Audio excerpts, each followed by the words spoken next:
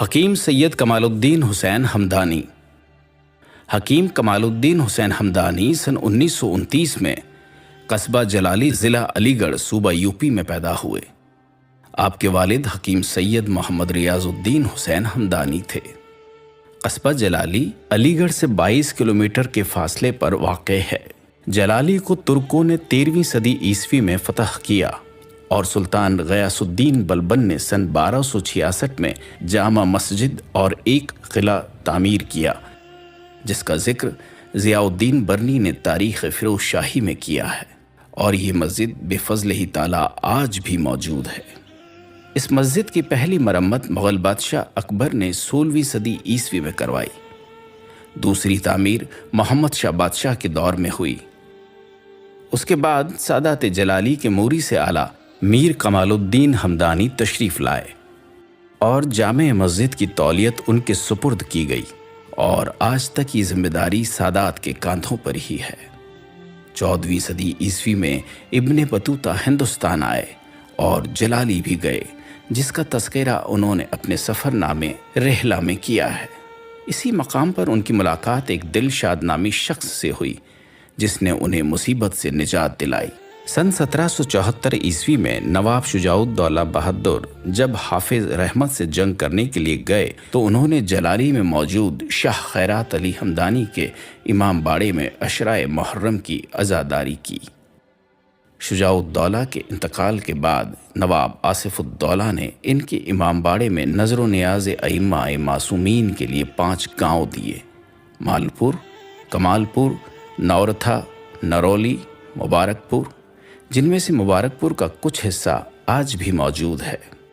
جلالی نے خاصی تعداد میں علم دوست علماء، اطباء، شعراء اور دانشور پیدا کیے، جن میں سے مولانا سید مکرم حسین مجتہد، پروفیسر حکیم سید کمال الدین حسین، سید بہاء الدین حسین، مولانا سید علی سجاد، مولانا سید راحت حسین اور مولانا حکیم سید مکرم حسین وغیرہ کے اسماء گرامی سر فہرست ہیں۔ حکیم کمال الدین ایک عمدہ دانشمند اور عظیم شخصیت کے مالک تھے۔ انہوں نے قصبے کی علم و شان و شوکت کو قائم رکھنے میں اہم کردار ادا کیا ہے۔ علم، دانش اور معرفت ان کی زندگی کا اٹوٹ حصہ تھا۔ اسی وجہ سے وہ ہمیشہ تحقیق و تدقیق میں لگے رہتے تھے۔ موصوف کی طبیعت میں ایمانداری اور طلب رزق حلال کوٹ کوٹ کر بھری تھی۔ حکیم صاحب فقیر پرور انسان تھے۔ اپنی آمدنی سے اعزاء و اقارب کی مدد فرماتے اور باقی پیسے سے کتابیں خرید لیتے۔ مہینے کی 25 تاریخ تک آپ کے پاس تنخواہ میں سے کچھ باقی نہ رہتا، اور باقی 5 دن قرض لے کر گزارا کرتے تھے۔ آپ نے ابتدائی تعلیم مڈل اسکول جلالی میں حاصل کی، پھر سٹی اسکول علی گڑھ میں داخلہ لیا اور سن 1947 میں ہائی اسکول کی سند حاصل کی۔ اس کے بعد اجمل خان طبیہ کالج علی گڑھ یونیورسٹی میں داخل ہو گئے اور سن 1952 عیسوی میں بیچلر ان یونانی طب اینڈ سرجری کی سند حاصل کی، اور اسی سال 1 اگست میں 1952 عیسوی میں اجمل خان طبیہ کالج علی گڑھ یونیورسٹی میں ڈیمانسٹریٹر تشریح کی پوسٹ پر مامور ہوئے۔ آپ نے اپنی اس ذمہ داری کو بہت اچھی طرح نبھایا۔ حکیم صاحب سن 1956 عیسوی میں اسی کالج میں لیکچرار تشریح منتخب کر لیے گئے۔ سن 1965 عیسوی میں لیکچرار کلیات طب مقرر ہوئے۔ سن 1972 عیسوی میں ریڈر ان کلیات اور 1 جنوری سن 1983 میں پروفیسر ان کلیات کی حیثیت سے عروج پایا۔ آپ کی کوششوں سے شعبہ کلیات وجود میں آیا اور آپ کا تقرر بحیثیت بانی شعبہ کلیات میں چیئرمین کے عہدے پر ہوا۔ دوران ملازمت 1 اپریل سن 1976 میں صدر شعبہ طب و جراحت کی پروقار حیثیت حاصل ہوئی۔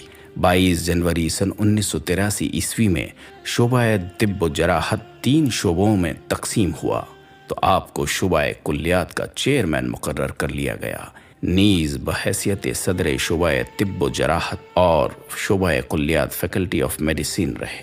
حکیم کمال الدین ہمدانی نے ان خدمات کے علاوہ اور بھی بہت سی خدمات انجام دی ہیں، جیسے فیکلٹی آف یونانی میڈیسن، اکیڈمک کونسل کے ممبر، سن 1983 عیسوی میں علی گڑھ مسلم یونیورسٹی کوٹ میں اور ساتھ ہی ورکنگ کمیٹی آل انڈیا یونانی طبی کانفرنس کے ممبر رہے۔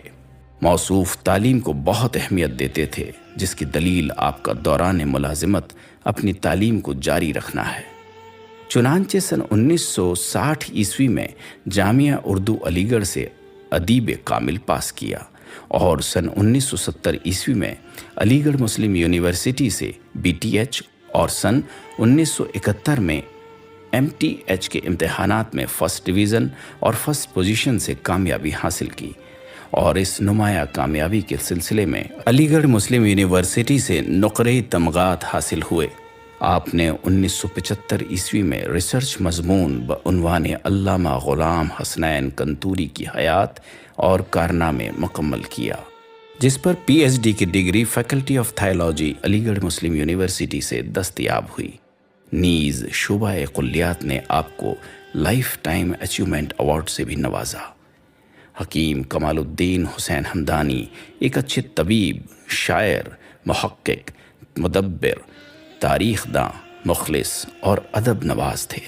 آپ نے متعدد آثار تحریر فرمائے، جن میں سے تشریح عرفانی یا تعلیلی، بیاض رباعیات، دہ مجلس خرد، قرآن اور علم الافلاق، منصورات علامہ کنتوری، افادات علامہ کنتوری، مقدمہ تفسیر قرآن، تاریخ الشیعہ میں قطب العارفین حکیم سید خیرات علی ہمدانی، حکمائے قدیم کے تشریحی کارنامے، علامہ کنتوری اور طب، تشریح الحکل، اسلامی اصول صحت، علاج الامراض احادیث اسلامی کی روشنی میں، مطب مسیح، اصول طب، تذکرہ اطباء اودھ وغیرہ کے اسماء قابل ذکر ہیں۔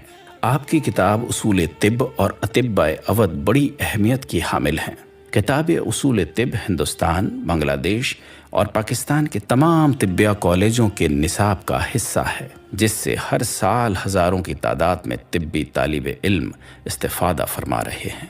اطباء اودھ کا فارسی ترجمہ مشہد مقدس ایران میں ہو رہا ہے۔ حکیم صاحب تمام تر مصروفیات کے باوجود شاعری میں بہت دلچسپی رکھتے تھے۔ آپ نے رباعیات، سلام اور مراسی بھی لکھے۔ آپ کا لکھا ہوا مرثیہ شب عاشور عجب کرب و بلا کی شب تھی بہت مقبول ہوا۔ حکیم صاحب نے مذکورہ تصانیف کے علاوہ متعدد تحقیقی مقالات بھی تحریر فرمائے، جنہیں طبی کانفرنسوں، سیمیناروں اور آل انڈیا یونانی طبی کانفرنس کے علمی اجلاس میں پیش کیا گیا۔ نیز متعدد مقالات و مضامین ہندوستان کے معروف اخبار و رسائل میں شائع ہوئے، جیسے ہمدرد دلی، حسن صحت کلکتہ، نوائے صحت حیدرآباد، سرفراز لکھنؤ، صدائے جعفریہ حیدرآباد، حسینی دنیا نئی دلی، الوائز لکھنؤ، الجواد بنارس، الارشاد بڑگام کشمیر، النجات، حیا علی الفلاح اور جعفریہ سوسائٹی علی گڑھ وغیرہ۔ موصوف ساری زندگی علمی کام انجام دیتے رہے۔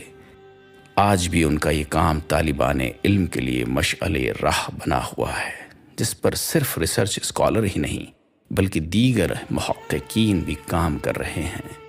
امید ہے کہ جلالی سے روشن ہونے والی شمع کا نور اسلامی ادب، علم طب اور اردو ادب کی روشنی میں اضافے کا سبب بنتا رہے گا۔ حکیم کمال الدین حسین ہمدانی کو خداوند تعالیٰ نے ایک نعمت سے نوازا، جس کو زمانہ پروفیسر سید محمد عزیز الدین حسین ہمدانی کے نام سے جانتا ہے۔ موصوف نے اپنے فرزند کی تعلیم و ترقی میں اہم کردار ادا کیا اور انہیں اس منزل تک پہنچا دیا کہ جامعہ ملیہ اسلامیہ دلی میں تاریخ کے پروفیسر قرار دیے گئے، اور اس کے علاوہ رضا لائبریری وزارت ثقافت حکومت ہند کے ڈائریکٹر قرار پائے، جس میں رہ کر دنیا میں موجود نہج البلاغہ کے تیسرے قدیمی نسخے کو ڈیجیٹل کرا کے نشر کیا۔ حکیم کمال الدین حسین ہمدانی نے اپنی طبی مصروفیات کو محض ملازمت نہیں سمجھا، بلکہ طبی خدمات آپ کی تسکین طبع کا ذریعہ تھی۔ درس و تدریس ہو، شعبے کی تعمیر و ترقی ہو یا طبی تصنیف و تالیف، ہر مقام پر آپ کا مقام نمایاں نظر آتا ہے۔ آخر کار علم و فضل کا یہ درخشاں مہتاب 21 फरवरी सन 2006 ईस्वी में गुरूब हो गया और चाहने वालों की मौजूदगी में कस्बा जलाली में सुपुर्द खाक हो गया।